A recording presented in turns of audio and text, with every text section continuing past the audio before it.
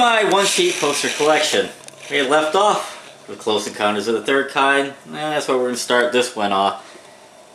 I'm going to make a quick correction. I actually said this is Spielberg's second movie. It's not. He did Jaws and Close Encounters. He did feature films before Jaws. Sugarland Express comes to mind. I think he did one other.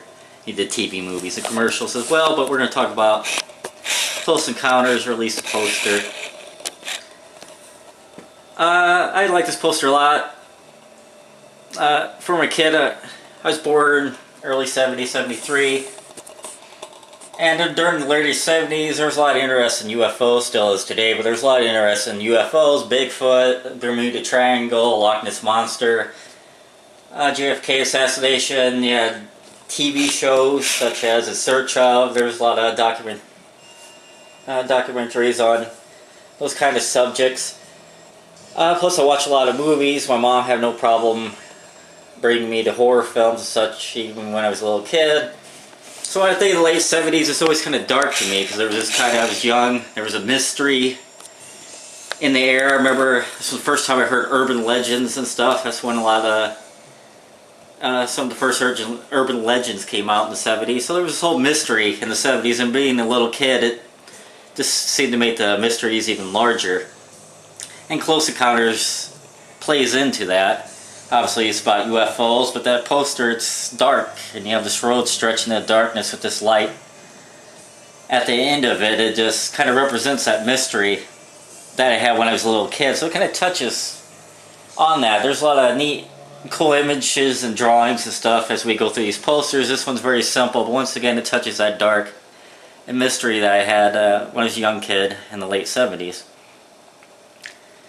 This movie also, as far as the movie itself, also helped introduce the term Close Encounters of the Third Kind. Back in the 70s, a lot of people haven't heard that kind of terminology yet. It's very familiar nowadays, but the whole UFO craze has gone up and down over the decades, but there was definitely a big surge in the 70s, and this movie kind of helped with that, and it definitely helped push that term Close Encounters of the Third Kind, which is when you make contact with the alien. But I like the poster, like I said. Brings up a little bit of nostalgia for me. Moving on to more sci-fi fun, we got Star Wars Return of the Jedi. One of many variations of this particular poster. This is about one of the few I could actually afford for Return of the Jedi. I like the simple imagery. There's nothing for the movie, it's just a lightsaber. I thought it was kind of simple but very cool. And it's definitely not a Return of the Jedi poster you'd see very often. There's several versions. The earliest versions of this poster, of course, you've probably tons of Star Wars fans out there, would say Revenge of the Jedi. That was the original name of the movie, but George Lucas didn't think revenge was a proper Jedi term, so he changed it to Return. But if you find early Return of the Jedi posters, they'll say Revenge of the Jedi. Same thing with trailers. If you get on YouTube, you can see trailers that'll say Revenge of the Jedi before they change it Return of the Jedi. I'm trying to think how much I paid for this. I don't quite remember. It's one of the... I think I got a good deal. I got lucky on it. Maybe got 40 to 50 bucks on this one, because it usually goes for far more than that. But I'm not going to talk about Star Wars Return of the Jedi, because if you don't know anything about that, then I don't know what to tell you, because quite a bit of lore and geeky knowledge out there on that subject, and there's people far more articulate than get into the Star Wars universe than me. But I do have a official Return of the Jedi poster. I'm very happy to have it. We're gonna go to more American Graffiti, the sequel to American Graffiti. And actually, American Graffiti was, of course, George Lucas film, his second. His first was THX. Followed by American Graffiti. He did not direct more American Graffiti. He does act as the executive producer on this film. Since he did create the characters, he still got credit for it. Came out a few years after American Graffiti. Has a non-linear storyline. Takes place in 4 different time periods, 4 different years, and it bounces back and forth between the same characters, but on 4 different years, and you kind of get the storyline unveiled through it. In fact, it was on TV just a little bit earlier. I was flipping around. I do like the movie. The reason I got it, I thought it was just kind of a cool image. Definitely a 70s, even 60-ish image. The movie takes place in the 60s, so the movie came out in the 70s. It does star most of the same cast, with the exception of one guy. I just blanked his name. If I think of it, I'll remember it. But Ron Howard came back, Mackenzie Phillips came back, Cindy Williams came back, a couple of the minor characters also came back. So let you look at it a little bit. So apparently artwork was done by Miles/Kelly here. It's really bothered me. I had to completely blank the actor's name.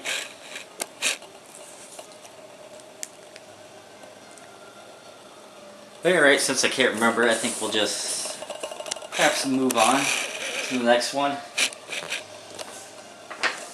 Which is, we got some exploitation going here. Hey mister, give me a lift and I'll give you the ride of your life. She's a one-way ticket to hell. Teenage Jailbait. Definitely a 70s poster, definitely a classic exploitation type poster.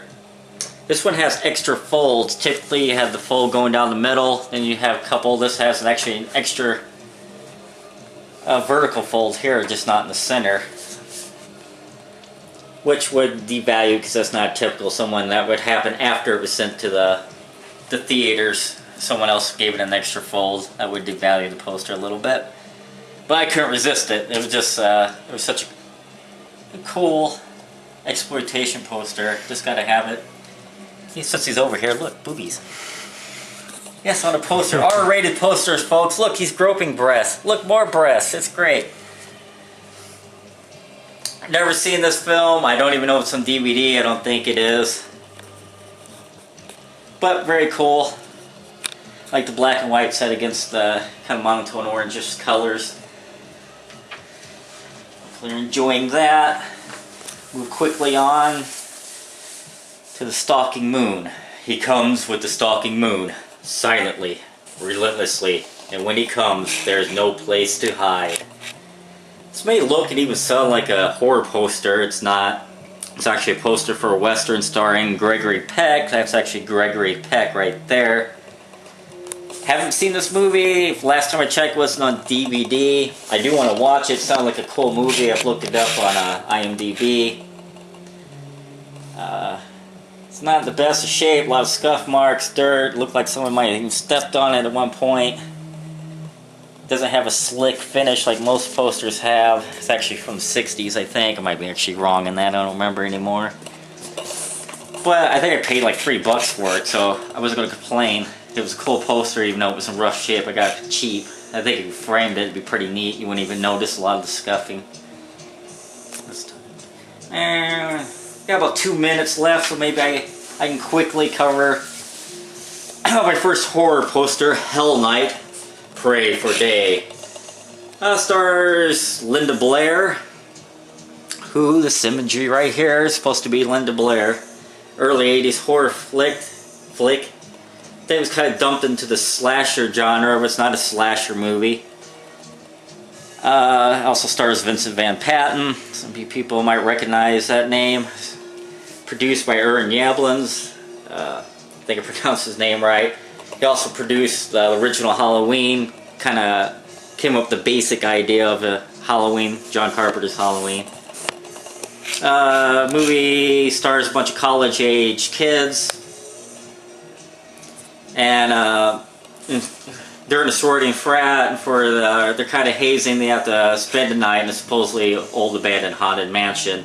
When they get in there, the frat leaders try to scare them and stuff. Little did you know, the place actually has a couple killers running around in it. It's good 80s fun.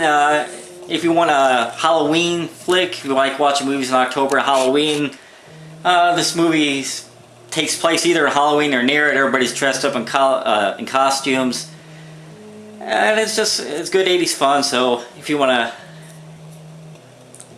Halloween flick, you can watch Hell Night. I think it's the end of this particular video. I'll see you guys on the other side in the next video.